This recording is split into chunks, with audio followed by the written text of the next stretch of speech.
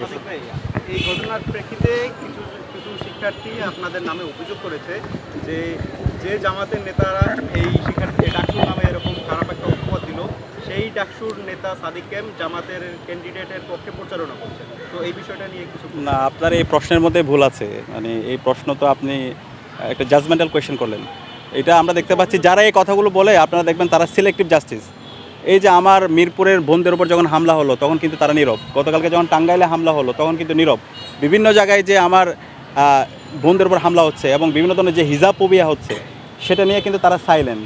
তো আমরা এই ধরনের সিলেক্টিভ জাস্টিস চাই না, সিলেক্টিভ প্রটেস্ট আমরা চাই না। আমরা সবসময় আশা করব নারী সে আমার মা এবং আমার বোন আমার এই নারীদের উপর যে হামলা করবে সে হচ্ছে কোলাঙ্গার, তাদের সবার বিরুদ্ধে যেন তারা কথা বলে, শুধুমাত্র একটা গ্রুপকে যেন তারা নারী হিসেবে যেন ফ্রেমিং না করে। তো এই জায়গায় আমাদের এই জায়গায় আমরা যার উপর হামলা করুক সে যতই শক্তিশালী হোক, যে হামলাকারী সে কালপিট, তার বিরুদ্ধে আমরা কথা বলে যাব।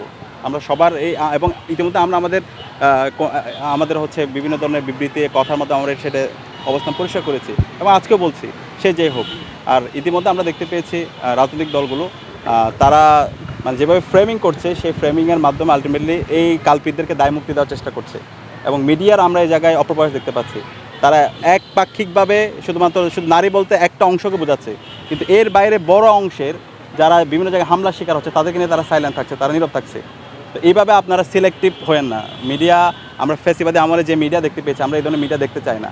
তো যার উপর হামলা হবে আপনারা সত্যকে সত্য বলবেন, প্রত্যেককে আপনারা রিপ্রেজেন্ট করবেন। শুধুমাত্র একপাক্ষিকভাবে তাদেরকে শুধুমাত্র নারীবাদী হিসেবে আপনারা দেখাবেন আর বাকিদের যখন হামলা হবে তখন আপনি সাইলেন্ট থাকবেন, এটা করেন না। তো আমরা সবাই চাই যে হামলা করবে সে হলো কালপ্রিট, সে হলো ফেসিস্ট, তার বিরুদ্ধে আমরা সব ঐক্যবদ্ধভাবে কথা বলি এবং তাকে বিচার আওতায় নিয়ে আসি। কোনো ধরনের মব তৈরি করা, কারোর উপর হামলা করা এবং সে হামলাকে প্রশ্রয় দেওয়া, তার কোনোটাই আমরা সমর্থন করি না।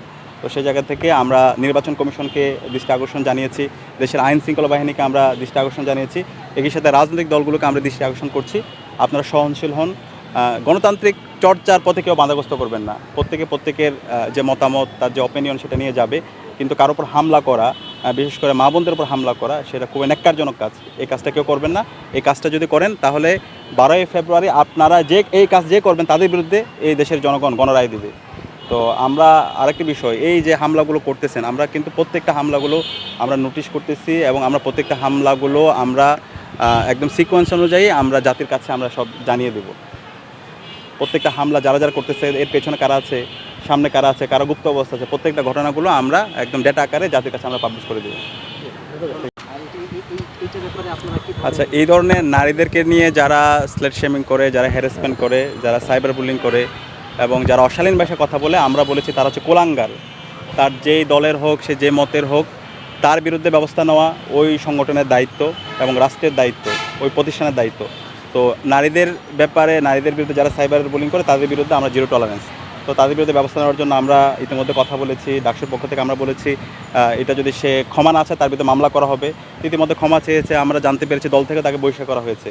তো সুতরাং আমরা দেখতে পেয়েছি, একইভাবে দেখতে পেয়েছি নির্বাচন কাজ শুরু হওয়ার পরে মিরপুরে আমাদের মা বোনদের উপর হামলা হয়েছে, ন্যাক্কারজনক হামলা।